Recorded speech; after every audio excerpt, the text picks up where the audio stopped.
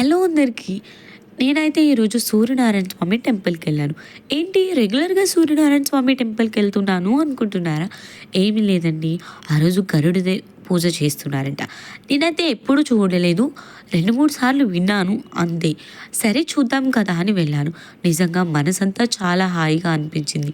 ఆ గరుడ పూజ చేసినప్పుడు నిజంగా కళ్ళల్లో ఆ హ్యాపీనెస్ చూడాలంటే చాలా మంచిగా అనిపించింది.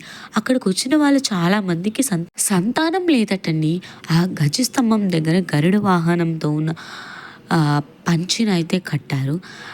ఆ దేవుడికి ప్రసాదం చెల్లించి సంతానం లేని వాళ్ళకి ఆ ప్రసాదం తింటే నిజంగా సంతానం కలుగుతుందంట.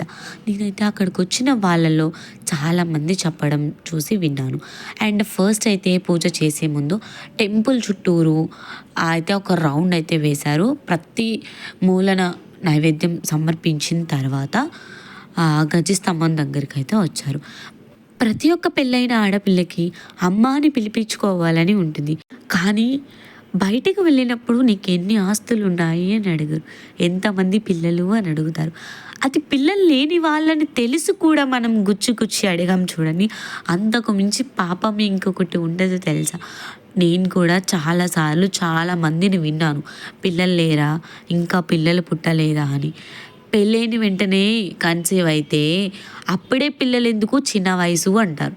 పెళ్ళైన ఒక 2, 3 సంవత్సరాలకి పిల్లలు లేకపోతే ఏంటి ఇంకా పిల్లలు లేరా? మందులు వాడుతున్నావా అంటారు. చాలా దారుణంగా ఉన్నాయండి రోజులైతే. కానీ ఎవరి బాధ వాళ్ళకే తెలుస్తుంది. అది వాళ్ళకి వచ్చినప్పుడు మాత్రమే తెలుస్తుందండి. ఇంకొకరిని అంటాం చూడండి, అది చాలా తప్పు. ఎందుకంటే కనుక అవతలి వాళ్ళ బాధను కూడా మనం అర్థం చేసుకోవాలి. ఫైనల్లీ సంతానం లేని వాళ్ళందరికీ కూడా అక్కడ ప్రసాదం సమర్పించేశారు. వాళ్ళందరూ టెంపుల్‌లో కూర్చొని తిన్న తర్వాత దర్శనం చేసుకొని ఇంటికైతే వెళ్ళిపోయారు. మనం కూడా వాళ్ళందరికీ సంతానం కలగాలని ఫైనల్లీ అక్కడ ఉన్న వస్త్రాన్ని కూడా తీసేశారండి. అలా తీసిన తర్వాత స్వామివారికి లోపలికెళ్ళిన తర్వాత నైవేద్యం సమర్పించిన తర్వాత అక్కడికి వచ్చిన ప్రతి ఒక్క భక్తురాలికి భక్తుడికి ప్రసాదం పెట్టిన తర్వాతే పంపిస్తున్నారు. ఫైనల్లీ నేను కూడా తీసుకున్నానండి. ప్రసాదం అయితే చాలా టేస్టీగా అనిపించింది. తెలిసిన వాళ్ళు కూడా వచ్చారు.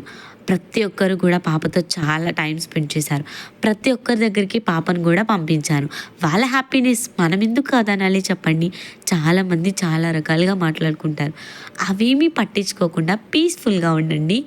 చాలా మంచి జరుగుతుంది మీ అందరికీ. ఫైనల్లీ మా బుడ్డది కూడా ప్రసాదం తీసేసుకుందనుకోండి. ఇంటికి వచ్చేసాం. Thank you so much for watching. Bye.